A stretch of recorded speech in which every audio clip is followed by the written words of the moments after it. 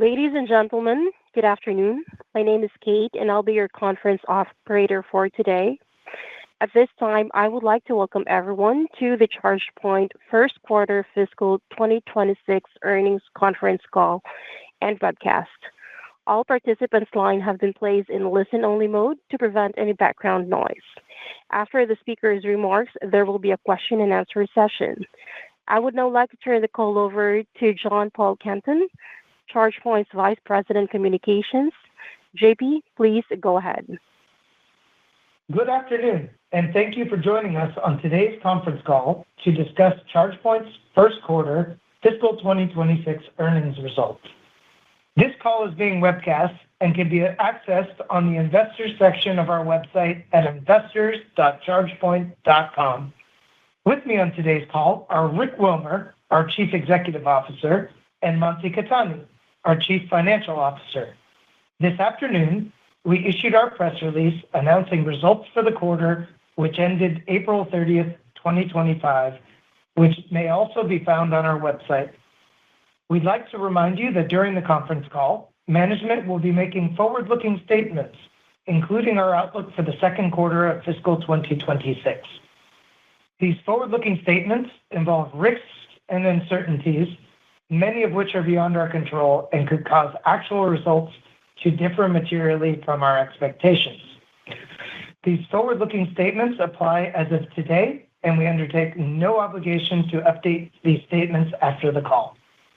For a more detailed description of certain factors that could cause actual results to differ, please refer to our Form 10-K filed with the SEC on March 28th of 2025 and our earnings release, which posted today on our website and filed with the SEC on Form 8-K.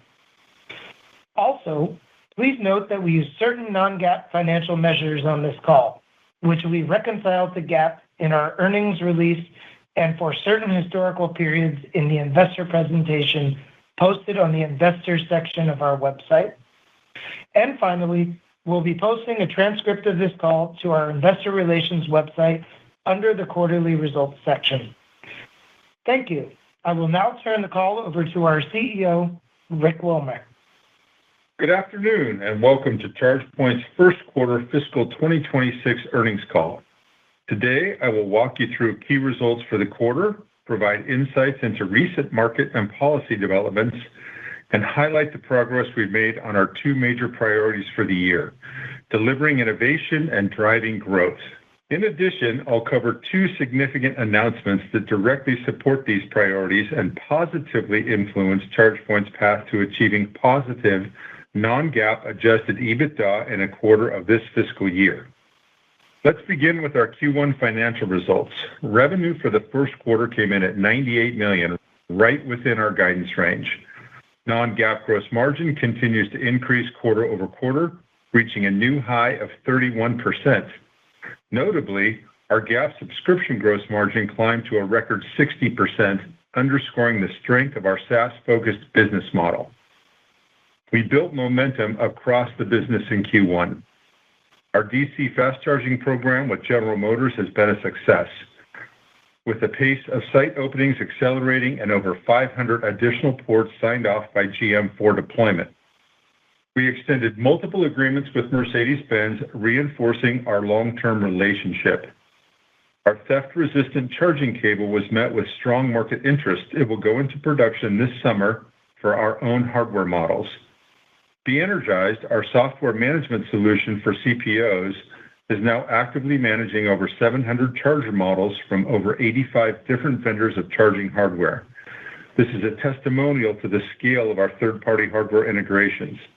In total, ChargePoint now has over 352,000 ports under management, of which more than 35,000 are DC fast chargers, and more than 122,000 are located in Europe. With our roaming partnerships, we enable access to more than 1.25 million charging ports globally. Our business is proving to be resilient on the top line despite U.S. macroeconomic conditions and market uncertainty, as well as the bottom line through the cost and operational actions we took last year. Looking ahead, regarding U.S. tariffs on our products, we expect only a minimal increase in the cost of goods sold. We also expect cost reductions to exceed the impact of the current tariffs. Therefore, we still expect margin improvement later in the year. The limited impact reflects the swift and effective execution of our mitigation plan. We see positive momentum on two fronts. One, EV adoption, and two, utilization rates. EV adoption continues on a steady upward trajectory, a trend which has held for more than a year. Despite political turbulence dampening consumer and capital spending, North American EV sales were up 16% year over year for Q1, according to RoMotion. In Europe, EV momentum rebounded strongly with the same data set reporting 22% EV sales growth year over year for Q1, a significant surge. The European Green Deal mandates all new cars sold there be zero emission by 2035, reinforcing the EU's trajectory of EV adoption. All of this forms a strong leading indicator for the charging industry. The trends we observed last quarter remain intact. The market is actively planning and inquiring, but widespread purchasing is being impacted by economic uncertainty. Inevitably, with more EVs on the road, existing infrastructure is under mounting pressure. A recent report by Parent Data concluded that many U.S. cities are approaching maximum charger utilization during peak hours, with 5 major markets past or approaching a staggering 40% utilization rate. This strain is a positive signal for our customers who monetize charging, but it is a growing concern for EV drivers facing long waits at occupied stations. We believe this will lead to the installation of more chargers, and ChargePoint will be ready to capitalize on that demand. Despite the growth to come, the market has recently seen attrition and the voluntary exit of major players, even Chinese competitors coming under the scrutiny of the federal government. These developments, while natural for a new industry at our stage, create a meaningful opportunity for ChargePoint to gain market share. We are not waiting for the growth to come to us. We are actively pursuing it. This brings me to the most exciting announcement of the year so far, our new partnership with Eaton, one of the world's largest intelligent power management companies. The cornerstone of this partnership is innovation, which will drive growth. Our goal is to make electrified transportation simple and economically a no-brainer. Charging deployments are increasingly complex, with a significant portion of them requiring grid upgrades. So we are integrating charging and electrical equipment into a single solution which addresses a major gap in the market. Together, ChargePoint and Eaton will deliver EV charging, electrical infrastructure, energy management, and engineering services as the market's only end-to-end EV charging and power management solutions. These fully integrated solutions will get our customers up and running faster, simultaneously lowering their costs, and are available for order now. The next phase of partnership will offer co-developed future technologies to further drive down costs, improve efficiency, and advance bidirectional power flow technology to fully optimize V2X capabilities. This will enable customers to use EVs as another distributed energy resource that they can integrate into their energy infrastructure to help power operations. The first innovations from this effort are set to be announced in September. So what does this do for ChargePoint's business? In addition to a compelling and highly differentiated offering, we now have access to Eaton's formidable go-to-market engine, which does nearly $25 billion in annual sales across more than 160 countries. We anticipate that the relationship will drive incremental revenue growth for ChargePoint. This partnership cements ChargePoint as the enabler of the entire EV ecosystem, from the grid to the dashboard of the vehicle and everything in between. Our second major announcement of the quarter, once again aligned with our goal of delivering innovation, was the announcement of our new AC hardware architecture. This is the first product line developed utilizing our lower-cost co-development structure, and it will enter the market at a highly competitive price point while still increasing our margins. This new architecture underpins a range of upcoming models that will roll out over the next year, serving home, commercial, and fleet use cases. These products will represent a major portion of our hardware volume. By bringing a generational leap in our technology to market at an affordable price point, we anticipate greater volume in the U.S., where we have the number one AC market share, and considerable market penetration in Europe, where we have not had a product in this category to date. The first charger, part of our European take-home fleet solution, is expected to begin production in July. Growth and innovation remain the year two priorities of our strategic plan, and we are making progress on both. We entered year two ahead of schedule, positioning us to realize the benefits of our streamlined cost structure and revitalized product portfolio in year three. Our partnership with Eaton unlocks immediate growth opportunities by combining our EV charging leadership with their complementary solutions and their commercial scale. Our new AC hardware architecture is the first of several high-impact innovations planned for this year, designed to expand market share, drive volume, and improve margins. Combined with our operational excellence, we are laying the groundwork for meaningful financial upside as the year moves on. I will now turn the call over to our CFO, Mansi Khetani, to cover our financials in more detail. Thanks, Rick. As a reminder, please see our earnings press release where we reconcile our non-GAAP results to GAAP. Our principal exclusions are stock-based compensation, amortization of intangible assets, and certain costs related to restructuring and acquisitions. Revenue for the first quarter was $98 million, within our guidance range. Network charging systems at $52 million accounted for 53% of first quarter revenue. This was almost flat sequentially, despite Q1 typically experiencing a seasonal dip, and was down 20% year-on-year. Subscription revenue at $38 million was 39% of total revenue, essentially flat sequentially, mostly due to fewer days in Q1, which impacts prorated revenue recognition, and up 14% year-on-year due to the recurring revenue generated from a higher installed base. Other revenue at $8 million was 8% of total revenue, down 31% sequentially and down 8% year-on-year. Other includes various revenue items which tend to be lumpy and was significantly lower this quarter, primarily as a result of lower one-time project revenue, which is recognized based on completion rate. Turning to verticals, which we report from a billings perspective, first quarter billings percentages were commercial 71%, fleet 13%, residential 12%, and other 3%. From a geographic perspective, North America made up 85% of revenue, and Europe was 15%. Europe was lower than normal, due largely to weakness in Germany.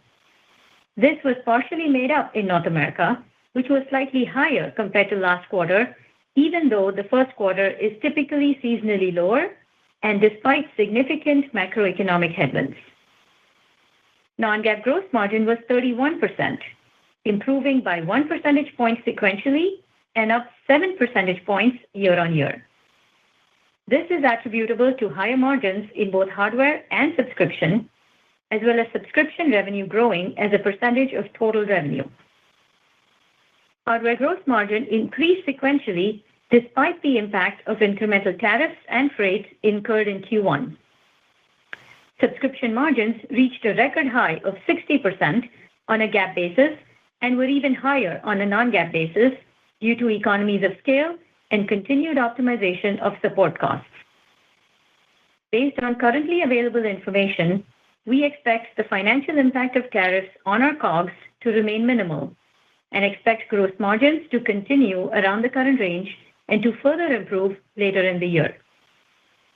Non-GAAP operating expenses were $57 million, up 9% sequentially and down 15% year-on-year. As mentioned previously, this quarter's OpEx included the impact of annual raises and investments in certain key areas of the business. We will continue to manage OpEx closely. Non-GAAP adjusted EBITDA loss was $23 million. This compares with a loss of $17 million in the prior quarter and a loss of $36 million in the first quarter of last year. Stock-based compensation was $18 million, up from $15 million in the prior quarter and down from $22 million year-on-year. Our inventory balance increased by $3 million to $212 million due to the impact of foreign exchange rates on inventory held by our international subsidiaries. However, we saw a decrease in inventory units across most products as we continue to sell through. We anticipate that inventory balance will reduce gradually throughout the year, helping to free up cash. Speaking of cash, we ended the quarter with $196 million in cash on hand. Q1 tends to be the quarter with highest cash usage due to the timing of some large annual payments. We will continue to rigorously manage cash, and we have access to $150 million revolving credit facility, which remains undrawn. We have no debt maturities until 2028, and we have existing capacity on our ATM. Turning to guidance, for the second quarter of fiscal 2026, we expect revenue to be $90 million to $100 million. We are guiding with caution due to the continued changes in the macro environment, including tariff uncertainty, as well as our near-term focus on operationalizing our partnership with Eaton. While there is always a possibility of headwinds from deterioration in macro conditions, we expect revenue upside later in the year from the introduction of our new AC hardware that Rick outlined, better performance in Europe, and growth from our new partnership with Eaton.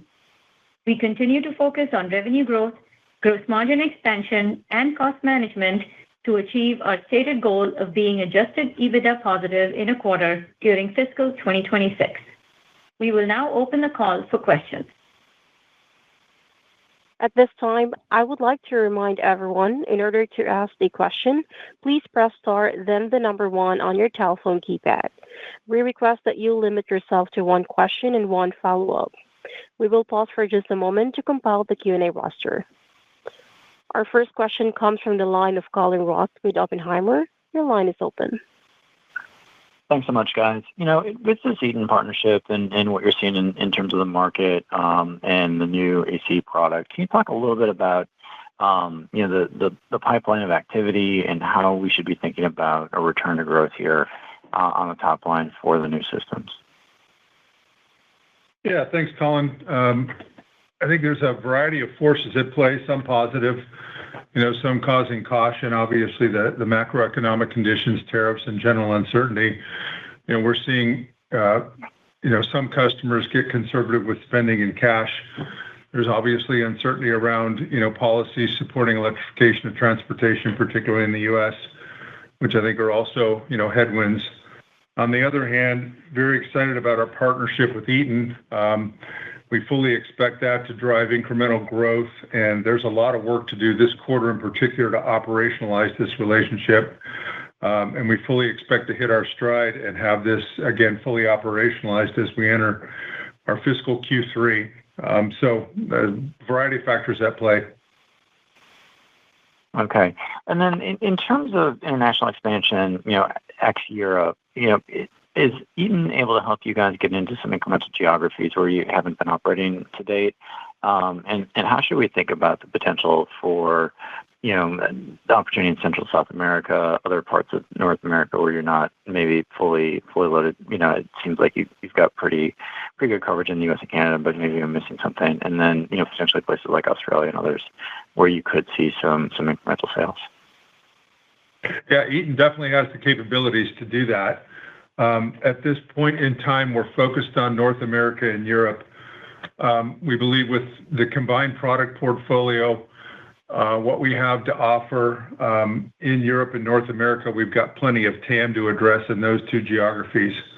But again, the possibility definitely exists to penetrate new geographies as we move forward in the partnership. Thanks so much. And then just a final one on the cadence of the inventory reduction, Monty. Should we be thinking about that as kind of low single-digit millions, mid-single-digit millions of inventory consumption on a quarterly basis? Just want to get a better sense of how to get that number, on a trajectory basis, and what's the right target for you guys in terms of, kind of the right inventory that you want to be carrying on an ongoing basis. Yeah, so, obviously there are a lot of factors that inventory balance will depend on. It depends on the mix of sell-through. the mix of production, et cetera. So, all we can say right now is that we expect gradual reduction probably in the second quarter, with a more meaningful reduction coming in the second half as we see revenue growth. Okay, I'll hop back in queue. Thanks, guys. Thank you. Again, if you would like to ask a question, press star 1 on your telephone keypad.